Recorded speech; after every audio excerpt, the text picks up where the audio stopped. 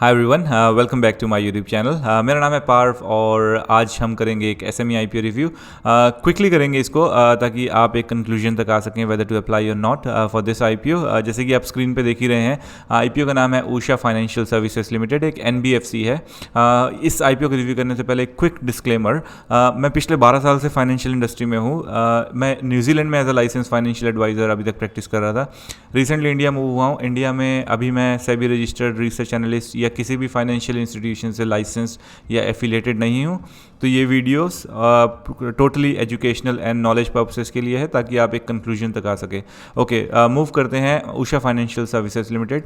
ये आईपीओ कल ओपन हुआ और पहले दिन में फुली सब्सक्राइब भी हो गया है ये आईपीओ। आपको मैं दिखा देता हूँ यहाँ पे, ये देखिए ये फुली सब्सक्राइब हो चुका है। रिटेल कैटेगरी में तो लाइक 2 टाइम्स सब्सक्राइब हो गया है, एचएनआई में भी 1.855 और क्यूआईबी में भी लाइक ऑलमोस्ट फुली सब्सक्राइब्ड है। तो बेसिकली करते क्या है, या अगर आपको याद होगा लास्ट मंथ एक आईपीओ आया था मनबा फाइनेंस का, मनबा फाइनेंस लिमिटेड। ये पर्टिकुलर आईपीओ आया था मनबा फाइनेंस का, बिल्कुल सिमिलर सेगमेंट में है। आपको इनकी वेबसाइट पे भी अगर मैं दिखा देता हूँ, ये रही इनकी वेबसाइट। तो ये बिल्कुल सिमिलर सेगमेंट में है।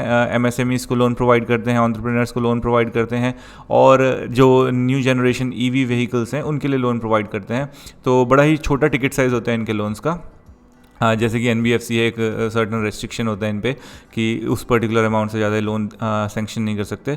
तो उस सेगमेंट में है तो एनपीएस के चांसेस बहुत लो होते हैं, क्योंकि टिकट साइज़ छोटा है तो बहुत लो चांसेस होते हैं एनपीए।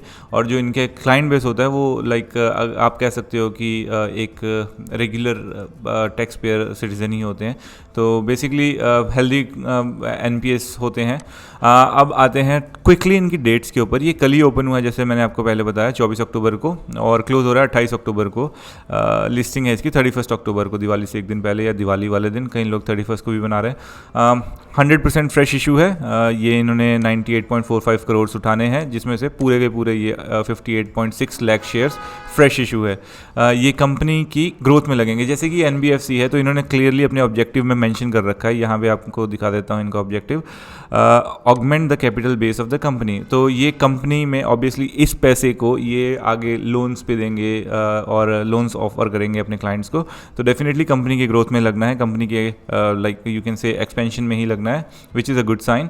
हमें अगर अप्लाई करना है तो 168 रुपीज़ पर शेयर के हिसाब से अप्लाई करना है। 800 शेयर्स का एक लॉट है। 1,34,400 रुपये के आसपास की इन्वेस्टमेंट हमें रिक्वायर्ड होगी इस पर्टिकुलर आईपीओ के लिए। तो डेट्स क्लियर हैं, आईपीओ साइज़ क्लियर है और फ्रेश इशू है, गुड साइन।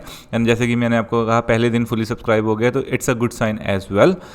तो आगे बढ़ते हैं इनके नंबर्स की तरफ। उससे पहले जैसे मैंने आपको ब्रीफली बता दिया है कि क्या क्या करते हैं। अभी company also provide electric vehicle financing services, जैसे मैंने कहा कि न्यू जनरेशन इलेक्ट्रिक व्हीकल्स को भी फाइनेंस कर रहे हैं। NBFCs and MSMEs body corporates को भी फाइनेंस करते हैं।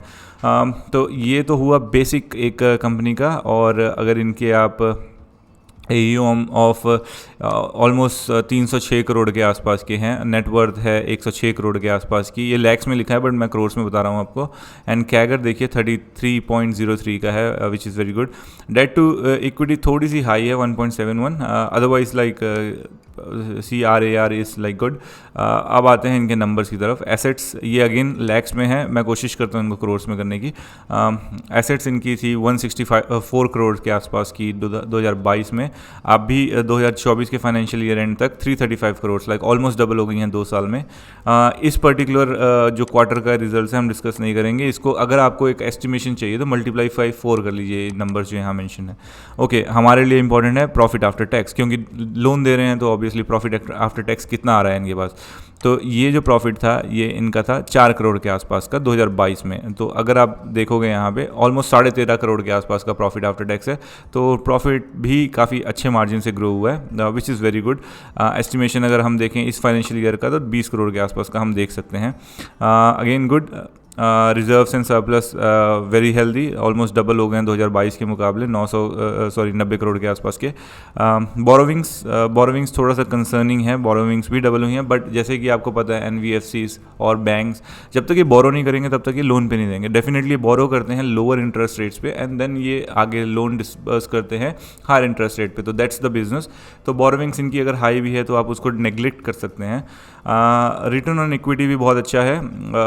एवरेज से थोड़ा सा ऊपर ही है, 9.29% के आसपास। Return on capital employed 12.02, again good. Debt to equity जैसे मैं आपको कह चुका हूँ थोड़ा सा एवरेज है 1.7। Price to book value 24। मैंने पी रेशियो भी देखा, जैसे हम इसको लाइक एक सेम कैटेगरी में रख सकते हैं मनवा फाइनेंस की। तो अगर पी देखें इनका 19.83 है प्री आईपीओ, 18.11 होगा पोस्ट आईपीओ। अब हम देख लेते हैं इसमें इंडस्ट्री पी क्या आ रहा है। इंडस्ट्री पी अगर आप देखें यहाँ पे 25.78 के आसपास का है। तो उस हिसाब से देखा जाए तो काफ़ी अच्छी वैल्यूएशन पे आ रहा है इंडस्ट्री पी, लाइक इनका 18.11 विच इज़ नॉट बैड। तो डेफिनेटली मैं इसके लिए अप्लाई करूँगा। अब जैसे मैं मनवा फाइनेंस को एज अ रेफरेंस क्यों ले रहा हूँ, क्योंकि बड़ी सिमिलर साइज़ है वैल्यूएशन के पॉइंट ऑफ व्यू से भी, और इशू साइज़ भी ऑलमोस्ट लाइक थोड़ा सा ही फ़र्क है इशू साइज़ का। जैसे इन्होंने 168 का किया है शेयर, उन्होंने 145 के आसपास किया था, और इन्होंने 98 करोड़ के आसपास जुटाना है, उन्होंने 140 समथिंग करोड़ के आसपास जुटाया था। तो इसलिए मैं मनवा फाइनेंस के साथ कर रहा हूँ। और अगर देखा जाए मनवा फाइनेंशियल 20% के लिस्टिंग गेंस के साथ ओपन हुआ था। इस particular Usha financial services limited के आईपीओ से भी मैं almost similar kind of listing gains expect करूंगा। अगर आप देखें जीएमपी जो अभी का है वो थोड़ा हाई है, हाई रेट पे है, 30.36% के आसपास के लिस्टिंग गेंस शो कर रहा है आज की डेट में। बट फिर भी मैं इसको थोड़ा सा लोअर एंड में ही देखता हूँ, 20-25% के आसपास के लिस्टिंग गेंस हम बना सकते हैं।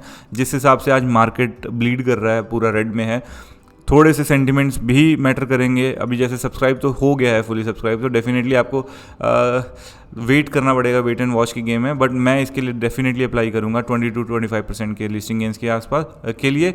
और एनबीएफसीज, मैं हमेशा कहता हूँ कि एनबीएफसीज जो इंडिया के रूरल सेक्टर्स हैं उनको ग्रो करने में इनका सबसे बड़ा हाथ है। तो ये आपको लिस्टिंग गेंस के अलावा लॉन्ग टर्म इन्वेस्टमेंट के पॉइंट ऑफ व्यू से भी देखा जा सकता है इनको।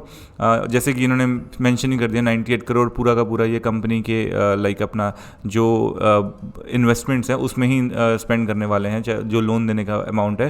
तो एक अच्छा साइन है, तो डेफिनेटली अप्लाई किया जा सकता है। येस, 20-25% के आसपास के लिस्टिंग गेंस मैं एक्सपेक्ट करता हूँ इससे। Thank you for watching this video. अगर आपको कंटेंट पसंद आ रहा है तो please do like my channel and subscribe my channel as well. Thank you, God bless you all, bye.